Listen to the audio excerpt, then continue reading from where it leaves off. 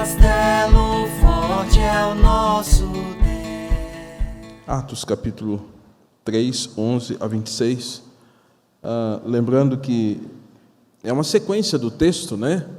Da exposição do capítulo 3. Quero parabenizar a mente do presbítero Edson, que lembrou de pelo menos alguns pontos do sermão de domingo passado, quando falamos sobre adoração dos apóstolos, adoradores e não celebridades, adoradores e não negociantes da fé, adoradores que se apropriaram da porção, como os levitas, a porção era o Senhor, adoradores que estavam conectados com a realidade das pessoas do seu tempo, e bem como o fato de que eram adoradores que não tinham adoração exclusivamente para si, mas impactados pelo poder de Deus, convidaram e estimularam outros a adorar juntamente com eles, e foi isso que aconteceu com o capenga, com o coxo de nascença. A descrição do texto, a partir do verso 11, então, diz o seguinte, os irmãos acompanham a leitura. Apegando-se ele a Pedro, o coxo, evidentemente, Pedro e João, todo o povo correu atônito para junto deles no pórtico chamado de Salomão. À vista disto, Pedro se dirigiu ao povo, dizendo, Israelitas, por que vos maravilhais disso? Ou por que fitais os olhos em nós, como se pelo nosso próprio poder ou piedade o tivéssemos feito andar? O Deus de Abraão, de Isaque e de Jacó, o Deus de nossos pais, glorificou a seu servo Jesus, a quem vós traístes e negastes perante Pilatos, quando este havia decidido soltá-lo. Vós, porém, negaste o santo e o justo e o pedistes que vos concedessem um homicida, de Sarte, o mataste, o autor da vida, quem Deus ressuscitou dentre os mortos, do que nós somos testemunhas. Pela fé em nome de Jesus, é que este mesmo nome fortaleceu a esse homem que agora vedes e reconheceis sim, a fé que vem por meio de Jesus deu a este saúde perfeita na presença de todos vós. E agora, irmãos, eu sei que o fizeste por ignorância, como também vossas autoridades, mas Deus assim cumpriu o que dantes anunciara por boca de todos os profetas, que o seu Cristo havia de padecer. Arrependei-vos, pois, e convertei-vos para serem cancelados os vossos pecados, a fim de que da presença do Senhor venham tempos de refrigério, e que envie Ele, o Cristo que já vos foi designado, Jesus, ao qual é necessário que o céu receba até os tempos da restauração de todas as coisas de que Deus falou por boca dos seus santos profetas desde a antiguidade. Disse, na verdade, Moisés, o Senhor Deus vos suscitará dentre vossos irmãos um profeta semelhante a mim, a ele ouvireis em tudo quanto vos disser. E acontecerá que toda alma que não ouvir a esse profeta será exterminada do meio do povo. E todos os profetas, a começar com Samuel, assim como todos os quantos depois falaram, também anunciaram esses dias. Vós sois filhos dos profetas e da aliança que Deus estabeleceu com vossos pais, dizendo a Abraão, na tua descendência serão abençoadas todas as famílias, todas as nações da terra. Tendo Deus ressuscitado a seu servo, enviou primeiramente a vós outros para vos abençoar, no sentido de que cada um se aparte das suas perversidades. Vamos ler juntos o verso de números 19 e 20? Juntos, leemos. Arrependei-vos, pois, e convertei-vos para serem cancelados os vossos pecados, a fim de que na presença do Senhor venha o tempo de refrigério e que envie Ele, o Cristo, que já vos foi designado, Jesus. Senhor, mais uma vez oramos, reconhecendo a nossa fraqueza, muitas vezes, ó Deus, nossas limitações, e ressaltando que carecemos da graça, da iluminação do Teu Santo Espírito para compreender a Tua palavra e pregá-la, mas também não somente a mim, na pregação, mas a todos quantos estão ouvindo, tanto aqui no templo quanto em casa, participando desse momento de exposição da Tua palavra. Em nome de Jesus. Amém. Irmãos, sermão expositivo é uma sequência, onde a gente vai entendendo o que vai acontecendo. E é assim que Deus trabalhou por muito tempo na igreja, trazendo a compreensão e com isso a salvação de pecadores. Como falamos aqui, capítulo 3, do verso 1 ao verso de número 10, nós temos a mudança de vida de um homem a partir da disposição de dois apóstolos que tinham a premissa de viver uma vida de adoração. Eles aprenderam com o mestre deles. Eles aprenderam com Jesus que o destino deles, da agora para frente, era servir. Aquele chamamento lá de Mateus, e vos farei pescadores de homens, agora era uma realidade. Eles estavam potencializados pelo Espírito Santo, conforme Atos, capítulo de número 8, depois Atos 2, do derramamento do Espírito Santo.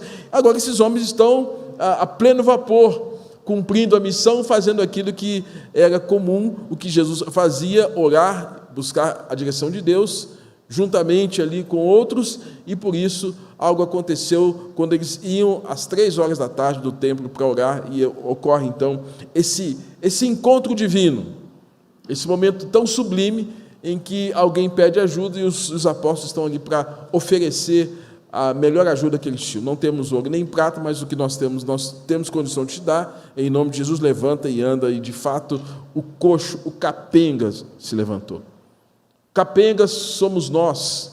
Capengas são todas aquelas pessoas que são em estado de miséria, de carência, e que precisa do amparo e da ajuda, e que homem nenhum pode trazer a solução dos seus problemas, senão o próprio Deus. E nesse caso, nós temos aqui a figura de dois apóstolos, que são instrumentos de Deus para que o milagre, a ação soberana de Deus pudesse acontecer. Pedro e João são esses instrumentos. Irmãos, pensem então comigo o fato de que agora aquele coxo estava curado, e diz o texto que ele entrou no templo com Pedro e João. Os dois apóstolos estavam ali certamente alegres, festivos, e muito mais ainda aquele coxo, porque ele não somente teve a cura, mas parece-me que houve uma compreensão de que a vida ia além da cura física. E eu acho que é exatamente essa percepção que nós temos que ter. A nossa vida vai além da cura física. A sua vida vai além da cura física. Hora ou outra você pode estar enfermizado por alguma situação, mas a vida cristã vai além de uma cura física. Você sabe, Lázaro, ele passou por uma circunstância de uma enfermidade mortal, mas a vida de Lázaro estava além da cura física. E é exatamente essa premissa que nós temos aqui, porque o coxo, ele está de maneira holística, integral, ele está curado, restaurado, totalmente pleno. E aí, irmãos, com esse evento, nós temos algumas coisas que ocorrem na descrição do capítulo 3, verso 11 ao verso 26. Primeiro, o coxo ele tem uma relação de apego, porque diz o verso 11, no início, apegando-se ele a Pedro e João. Quando evangelizamos alguém, quando Deus usa as nossas vidas para levar a palavra do Senhor a alguém, é bem provável que essa pessoa se apegue a nós. A relação de apego, de afeição, de empatia, de simpatia, de amor. Portanto, o Evangelho ele proporciona essa relação de apego. Pedro e João, o coxo grudou neles. Isso nos faz pensar, irmãos, quem são aquelas pessoas que estão grudadas em nós nesses últimos tempos? Quem são aquelas pessoas que estão perto de nós nesses últimos dias? Em tempos que se fala que as pessoas estão tão afoitas em conhecer a Deus, em buscar a Deus por conta de um vírus, com medo da morte. Quem são essas pessoas que estão próximas a nós? Será que estão grudados a nós porque, de fato, compreenderam o valor da vida cristã? Me parece que aquele coxo, ele compreendeu que era importante estar perto de Pedro e João, que tinham e que tiveram algo sublime para oferecer-lhe, o nome de Jesus e a pessoa de Jesus. Portanto, a gente tem aqui essa relação de apego, algo individual, mas algo que é profundo, apegando-se ele a Pedro e João. Essa é a descrição. Segunda descrição que nós temos aqui, irmãos, é que por causa daquele milagre, daquilo que aconteceu, o povo ficou atônito. E é interessante o conceito de atônito, porque é atonus, tônus muscular. Lembra dessa expressão, tônus muscular? O que é um tônus muscular? É a sua capacidade das fibras musculares estarem firmes ou flácidas. E aqui o atonia, né, o atônus, o não tônus, dá a ideia que o povo ficou numa admiração coletiva, num espanto coletivo, numa perplexidade coletiva, e que gerou quase que um enfraquecimento. O povo se rendeu. O povo ficou quase que numa situação de espanto, estarrecido pelo que tinha acontecido. E aí diz o texto que o povo correu atônito junto deles, ou seja, impressionou. Irmãos, o quanto nós precisamos que pessoas fiquem atônitas por verem e se surpreenderem com as ações de Deus sobre as nossas vidas. Esses dias eu recebi um telefonema. Alguém disse para mim: olha, aquela pessoa que está aí na sua igreja, eu estou impressionado com ela porque ela mudou. Ela mudou, ela está com vida, ela está com vigor, ela está uma outra pessoa. Se em algum momento ela quiser falar, depois eu posso citar o nome. Mas alguém disse para mim, eu nem conhecia a pessoa, essa pessoa que está indo na sua igreja, o que aconteceu com ela? O que vocês estão fazendo? Eu quero conhecer o Senhor, eu quero conhecer a sua igreja, porque ela foi na sua igreja e ela mudou. Quem muda, irmãos, não é o pastor, quem muda é a palavra. E quem muda é o Espírito Santo de Deus. É Deus que faz a obra. E essa obra está acontecendo e o povo está espantado, né? Atônito, está quase que enfraquecido nessa perda de tônus, né? Sem muita energia, porque está convencido de que tem alguma coisa surpreendente acontecendo na vida daquele coxo. E a partir desse momento, irmãos, Pedro faz o seu segundo discurso. O segundo discurso de Pedro é interessantíssimo. O primeiro discurso foi para interpretar o que tinha acontecido no dia de Pentecostes.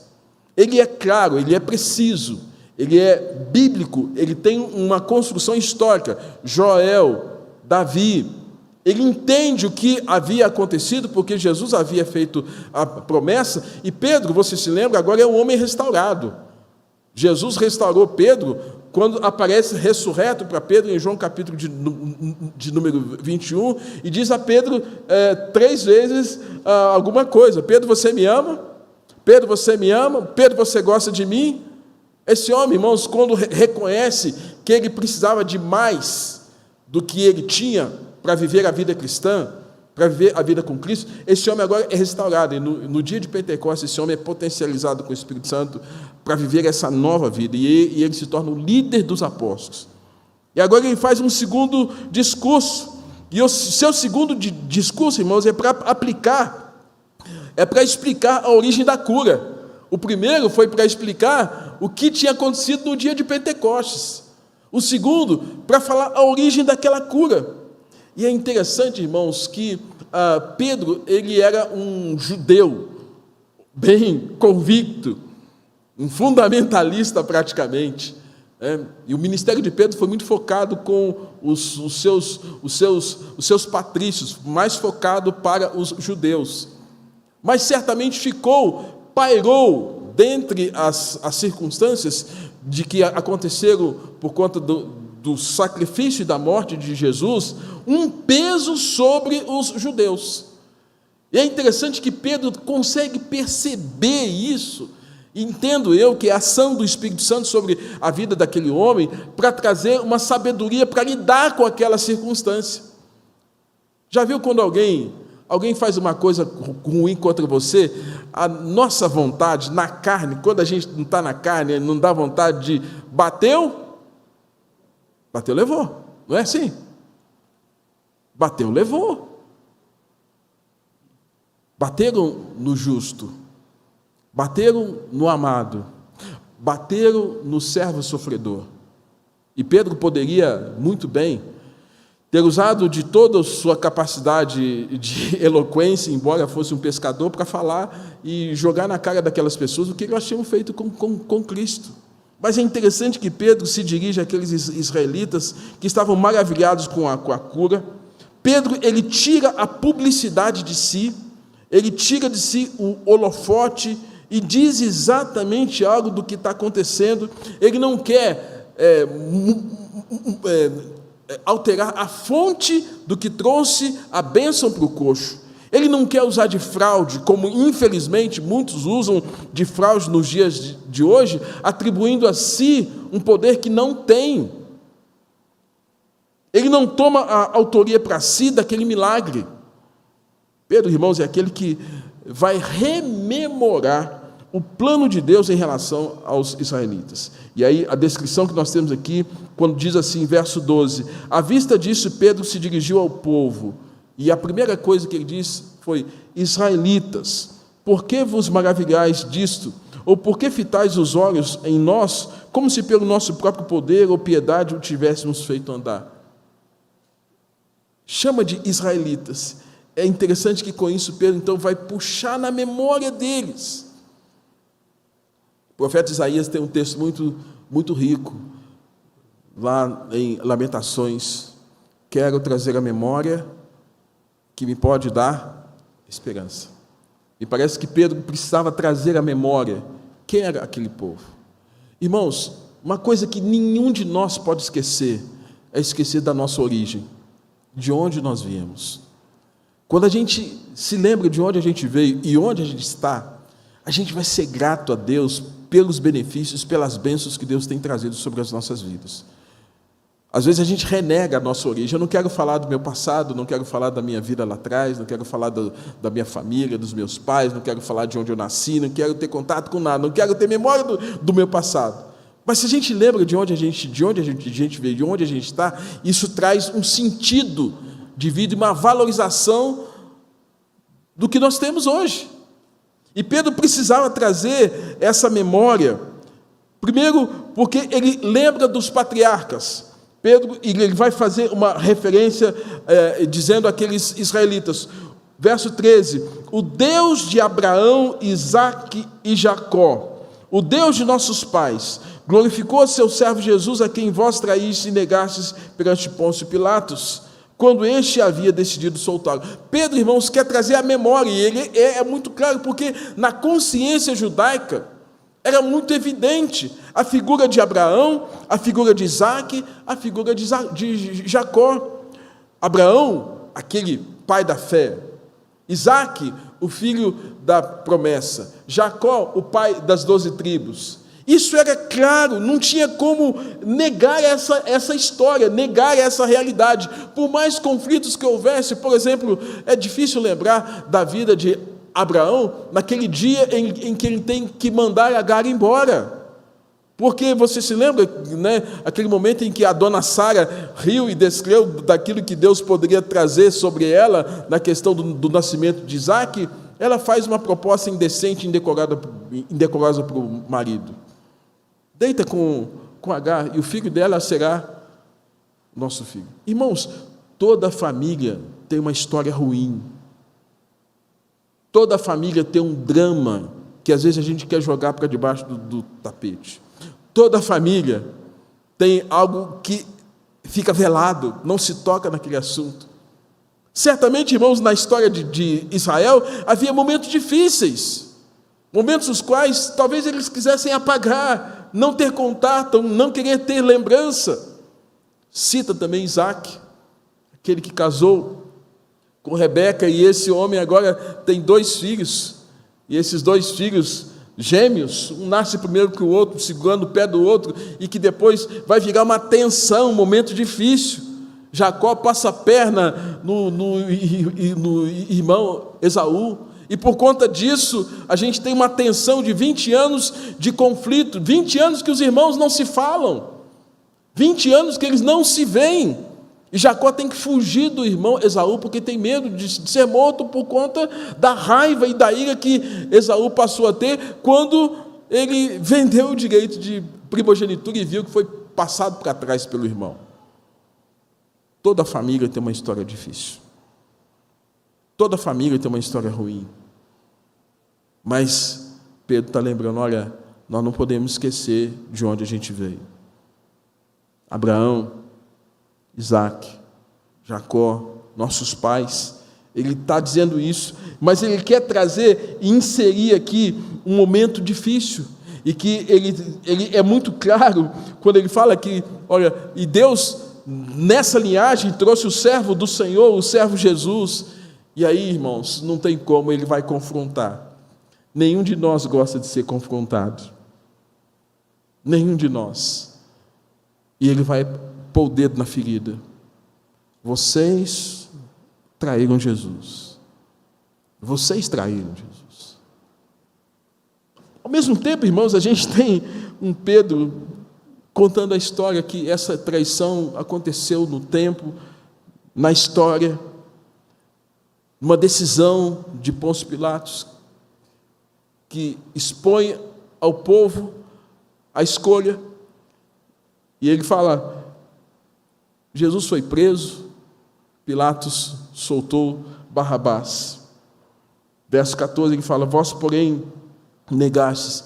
E é interessante a descrição de Pedro, vocês negaram o santo, vocês negaram o justo, e pedistes que vos concedesse um homicida. Vocês preferiram um criminoso do que um homem santo e justo. Irmãos, não tem como não confrontar. As pessoas às vezes confundem muito quando você tem uma situação de exposição bíblica, de pregação bíblica, porque confundem a palavra do pregador com a palavra do Senhor. Esse livro é luz. E o que está em nós é o quê? É o quê? Treva. Então esse livro vai sempre revelar as trevas que estão dentro de nós. Então, quando nós somos confrontados com a palavra, lâmpada para os nossos pés e a tua palavra e luz para os nossos caminhos, vai confrontar com as trevas que estão dentro de nós. E dentro desse aspecto, ele está confrontando uma história recente no contexto judaico de quem era Jesus e o que os judeus fizeram com aquele que é justo e santo. O Pai havia glorificado Jesus, mas eles rejeitaram. E por conta disso, a descrição de João, capítulo de número 1, veio para os que eram seus, mas os seus não o receberam. Pedro também, irmãos, é assertivo. O que é ser assertivo? Ele é pontual. Ele não fica com meias palavras, ele é firme, ele é decidido. Mas entendo que tudo isso, debaixo da ação do Espírito Santo, ele é assertivo, ele é categórico, ele é decisivo, determinante e age de maneira peremptória, firme. Como que mostrando que não tinha argumento contrário. Não tinha uma palavra sequer que contra-argumentasse aquilo que ele estava querendo mostrar para aqueles judeus naquele momento, que estavam impressionados com a cura do coxo. E está dizendo, vocês negaram Jesus, vocês mataram Jesus. Pedro não passa pano. Nós temos a mania de querer agradar a todos, e por isso sustentamos muitas mentiras para não ofender. O Evangelho é verdade, irmãos. Mesmo que ele nos ofenda, ele continua sendo verdade. E foi constrangedor para eles terem que ouvir aquilo. Mas eles precisavam ouvir aquilo. A verdade era libertadora e transformadora para uma nação que estava rejeitando o Messias, o ungido de Deus, que havia rejeitado até então, durante os seus 3 anos de ministério, o Messias, e que chegou o ponto final de crucificá-lo. Mas o Pai o exaltou. Irmãos, temos aqui então esse Pedro que é assertivo, mas temos esse Pedro também que é teológico e pedagógico. Ele revela a fé como instrumento, o meio pelo qual tudo aquilo poderia ser transformado. Toda rejeição, toda oposição, ele mostra que aquele cenário poderia ser alterado a partir do verso de número 16, quando ele diz, pela fé, em nome de Jesus, é que este mesmo nome fortaleceu este homem que agora vedes e reconheceis. Sim, a fé que vem por meio de Jesus deu a esse saúde perfeita na presença de todos vós. Perceba, irmãos, ele sai da história, ele sai do argumento lógico, e ele vai agora trazer um outro conteúdo nessa conversa. E não é uma conversa com uma pessoa, é com o povo que está ali diante dele, ele está num discurso. Ele sai desse argumento histórico, do argumento lógico, e vai trazer a fé. Porque a fé, irmãos, não está confinada ao grau de intelectualidade que o indivíduo tem, ao quanto ele tem de dinheiro no bolso, quanto de conhecimento ele tem, o quanto ele é da família A, B ou C. A fé não está confinada a isso, não. A fé é um dom de Deus. E Pedro está falando aqui que o que está acontecendo, o que aconteceu naquele momento recente ali, era tudo resultado de uma fé salvadora, como foi orado aqui, foi citado pelo presbítero Edson. Pela fé em nome de Jesus é que este mesmo nome fortaleceu esse homem. Esse homem que vocês estão vendo curado aqui, restaurado, integrado, tudo que está acontecendo com ele provém de uma fé. Distingue-se fé, irmãos, dentro do aspecto de uma fé temporal. Lembra dos 10 leprosos? Todos estavam ali precisando de cura. E, de repente, todos foram curados, mas apenas um voltou para ser grato a Jesus. Você se lembra de momentos em que pessoas pediram a intervenção de Jesus, que pediram a ajuda de Jesus para que alguma coisa se resolvesse? Uma fé temporal. É igual chuva de verão. Vem e vai. É aquele tipo de pessoa que só crê e só busca na hora da dificuldade. Tenho câncer, orem por mim. Estou desempregado, interceda por mim. Ora lá na sua igreja por mim. Pede para o seu pastor para orar. São fé que são citadas como fé temporal, e ao mesmo tempo aquela ideia de que uma fé, de uma construção mental, de história. Eu sei porque a história fala, mas não tem uma conexão com a vida. A fé salvadora não é nem temporal e nem um assentimento intelectual, é mudança de vida, é crer com o coração e confessar com a boca. E é exatamente isso que aconteceu com o coxo. O coxo ele foi transformado nessa perspectiva. E aí Pedro é teológico e pedagógico porque ele está explicando. Isso que está acontecendo é resultado de uma fé operante, e no nome de Jesus, que trouxe esse homem. Aí Pedro, é claro, e Lucas vai relatar isso para nós, porque é Lucas quem está escrevendo, trouxe esse homem saúde perfeita. Então pensa aqui comigo. Se pudesse fazer um check-up daquele homem, gente, estava tudo certinho. Colesterol, triglicérides, o homem estava andando, visão, o negócio foi completo, não foi meia boca não, foi completo. Deus trouxe graça para curar completamente aquele homem, e Pedro estava falando, quem fez isso? Foi Jesus. E o meio pelo qual Deus trouxe essa bênção foi a fé. Pedro revela, irmãos, que é o nome de Jesus. É o nome de Jesus. Para que todo nome confesse, toda língua declare que Jesus é Senhor, para a glória de Deus Pai. É o nome de Jesus. Sempre foi, sempre será, nunca será outro. É o nome de Jesus que muda as pessoas. É o nome de Jesus que transforma vidas. É esse nome que tem um poder miraculoso, transformador, que quando anunciado, constrange pecadores, sensibiliza corações, conforta almas, liberta pessoas oprimidas do diabo. É esse nome, e Pedro está falando, esse foi o nome de Jesus. Revela, irmãos, que Jesus é o objeto central, provocador da cura, ou seja, há poder em Jesus para dar saúde a pessoas enfermas. Jesus deu saúde perfeita ao coxo. Teve aspectos físicos transformados, aspectos emocionais transformados, aspectos psicológicos transformados e muito mais ainda, aspectos espirituais transformados. Tudo isso aconteceu por conta daqueles 2 homens que estavam indo para o templo para orar e foram impactados com aquele pedido. Ajuda-nos, me dá uma esmola. Nós não temos dinheiro para dar, não temos prata, não temos ouro, mas nós temos a maior riqueza, nosso tesouro é Cristo. Pedro, irmãos, é pastoral, além de ser pedagógico e teológico. Você se lembra, e citei aqui há pouco, o capítulo de número 21 de João, quando Jesus restaura Pedro. Queridos, cada um de nós precisa desse momento de restauração. Não há quem não precise. Eu já disse aqui, eu não tenho vergonha de nenhuma de dizer que muitas vezes eu pensei em desistir de ser pastor. Estava enfraquecido, aborrecido, chateado, cansado, sem respostas.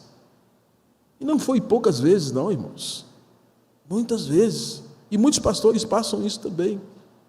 E certamente muitas pessoas, às vezes que não são pastores, eu não quero mais aquela função, presbítero, diácono. Eu não quero mais ser do louvor, quem é do louvor. Eu não quero mais ensinar na igreja. Eu não quero mais ser do coral, eu não quero mais nada na igreja, quero... E às vezes ninguém te atrapalhou. Ninguém provocou nada. É por causa das nossas fraquezas. É por causa dos nossos cansaços. É por causa das nossas fadigas. É por causa das aflições da vida. Às vezes ninguém fez nada, ninguém falou nada, mas a gente cansa. E às vezes, por conta desses cansaços, nós vamos afrouxando a nossa vida cristã, a nossa vida com Deus, oramos pouco, lemos pouco a Bíblia, não vamos à igreja, nosso testemunho se enfraquece, parece que a gente começa a andar igualzinho o mundo anda, falar como é que o mundo fala, pensar como o mundo pensa. Irmãos, aí vem a parábola do filho pródigo, que mostra que o filho que estava dentro de casa com o pai, ele estava tão adoecido quanto aquele que tinha saído. A parábola do filho pródigo não oculta isso. A gente acha que só quem estava errado é o que saiu, né? Nossa, ele foi para o mundão, foi para a prostituição, foi para o errado. Não, o filho que estava dentro estava tão doente quanto aquele que estava fora. Ele não saiu da presença, do olhar do pai, mas ele estava longe de Deus. Agora pensem, você, irmãos, Pedro conviveu 3 anos com Jesus.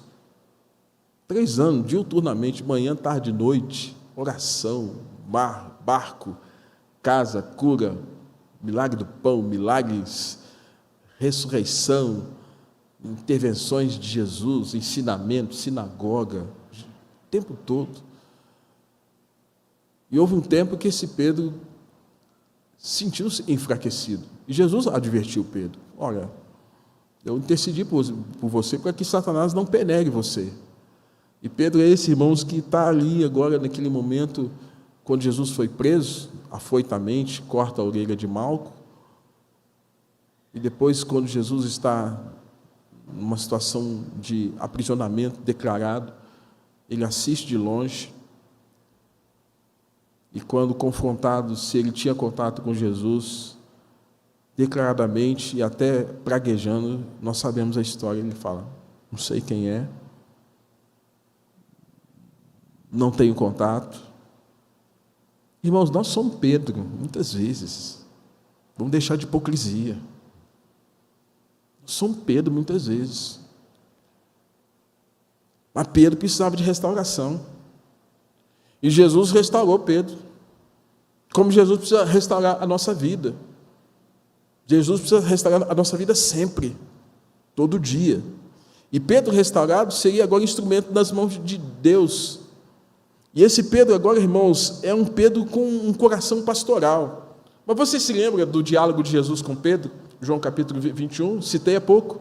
Pedro, você me ama, Senhor, o Senhor sabe que eu gosto do Senhor, apacenta as minhas ovelhas. Ainda assim, não ama, mas apacenta.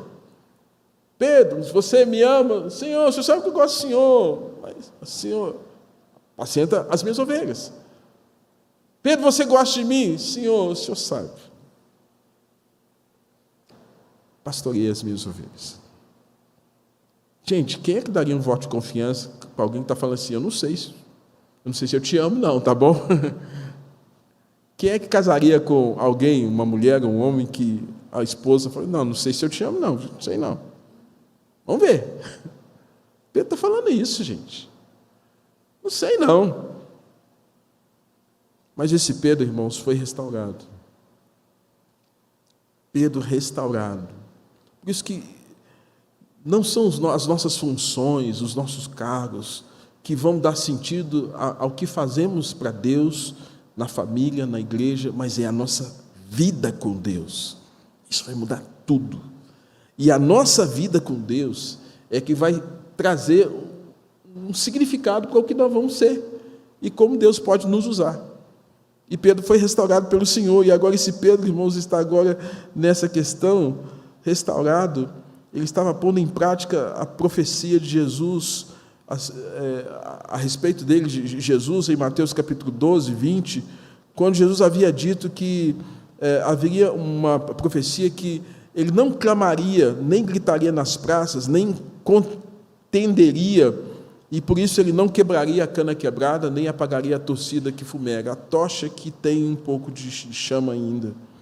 E diante daquela constatação, Pedro é um daqueles que está falando a esses israelitas, mostrando que eles eram criminosos, porque consentiram e aprovaram a morte do justo e santo, mas também que eles eram essa cana quebrada. Eles eram essa cana quebrada. Quem tem engenho em casa sabe como é que fica uma cana quebrada e moída. Israel era uma cana quebrada. Agora Pedro ia quebrar mais. Pedro ia destruir mais. Eles já estavam detonados. Israel era essa...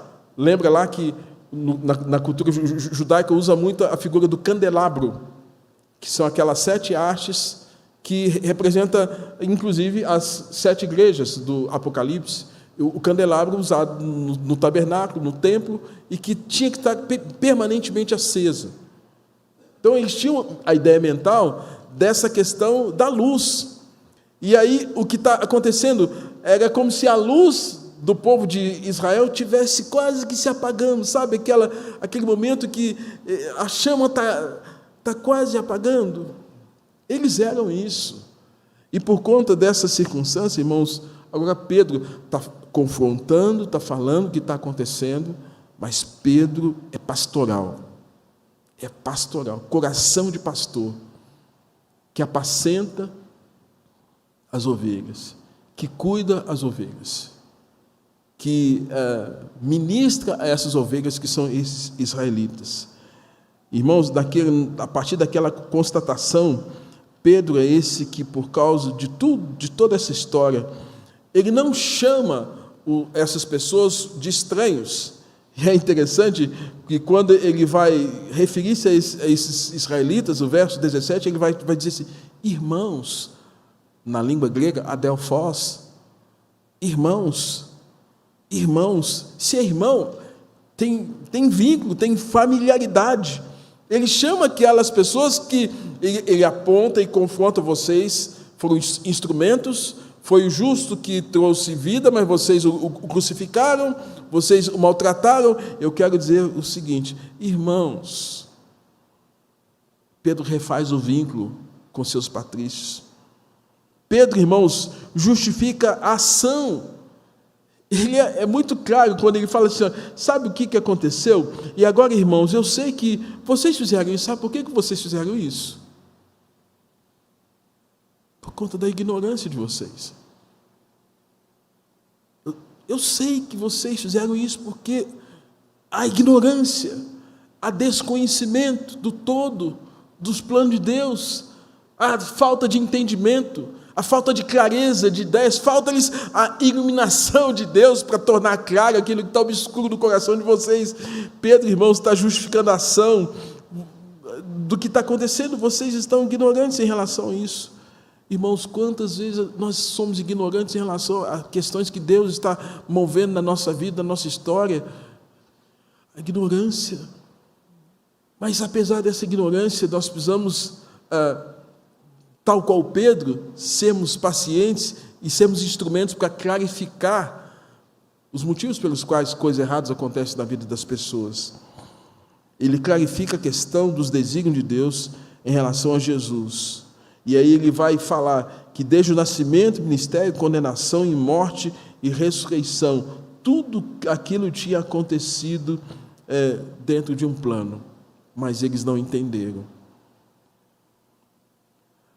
E a partir do instante que ele traz a consciência da verdade, ele fala, com tudo isso clarificado para vocês, verso de número 19, arrependei-vos e se convertam, se arrependam, mudem de vida, para serem cancelados os vossos pecados na presença do Senhor, a fim de que na presença do Senhor venham tempos de refrigério, tempos de paz.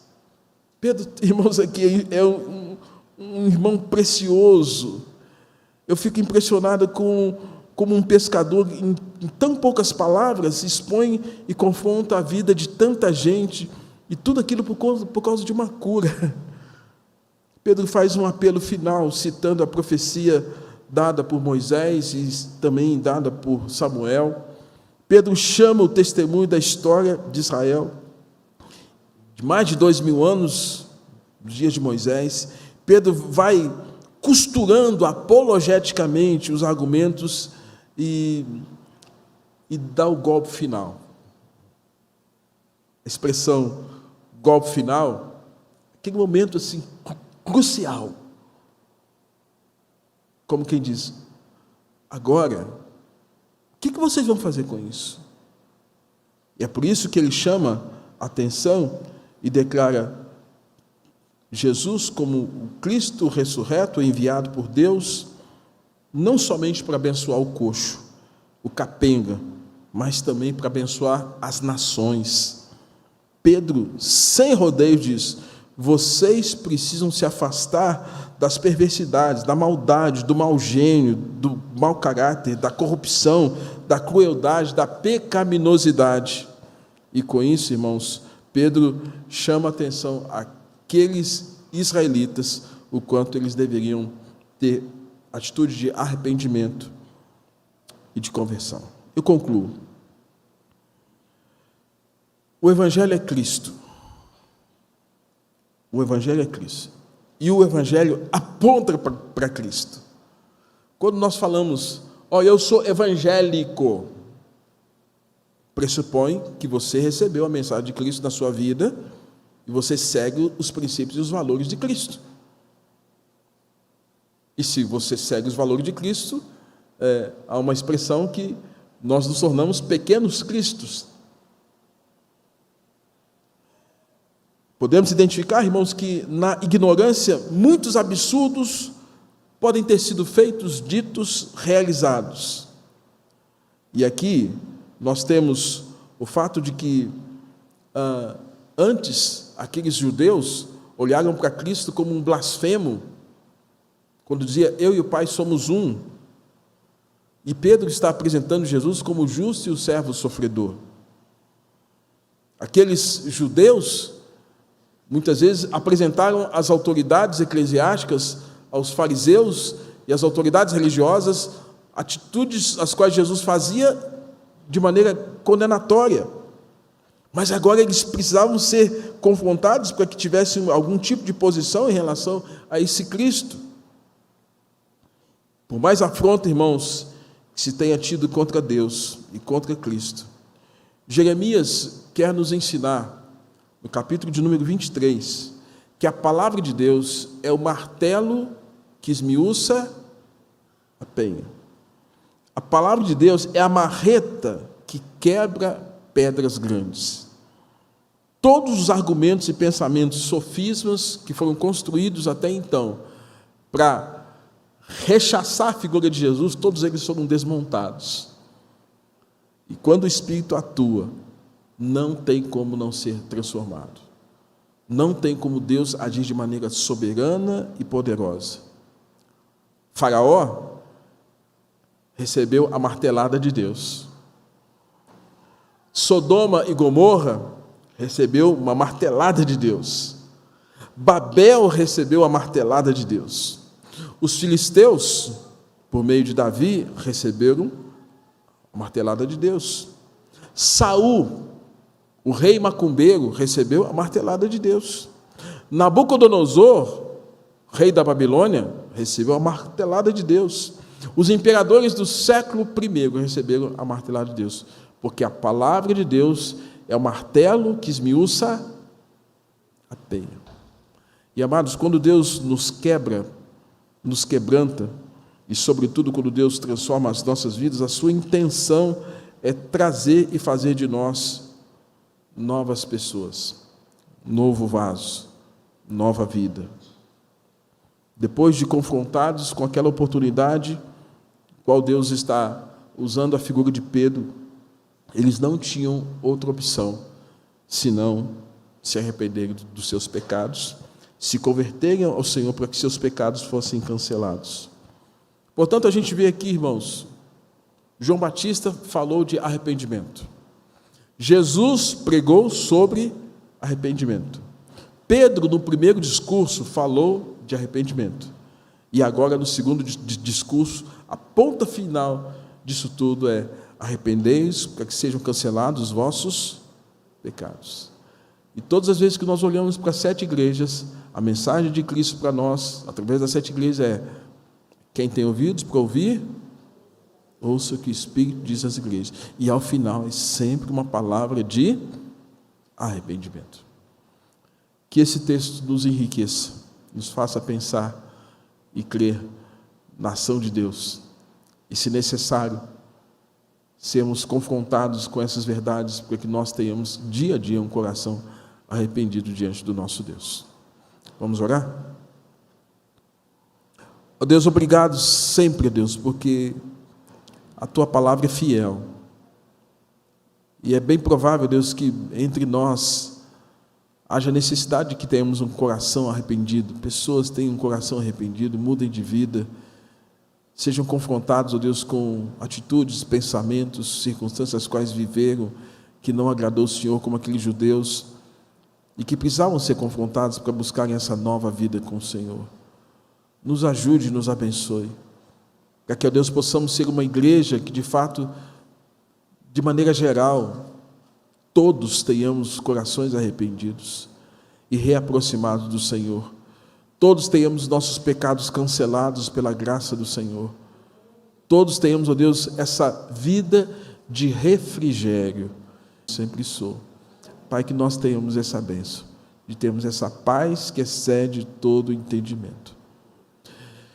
E que a graça do nosso Senhor e Salvador Jesus Cristo, o amor de Deus, nosso Pai, a comunhão, a consolação, o poder e as virtudes do Espírito Santo repouse sobre a igreja, sobre todo o povo de Deus em toda a terra, agora e para todo sempre.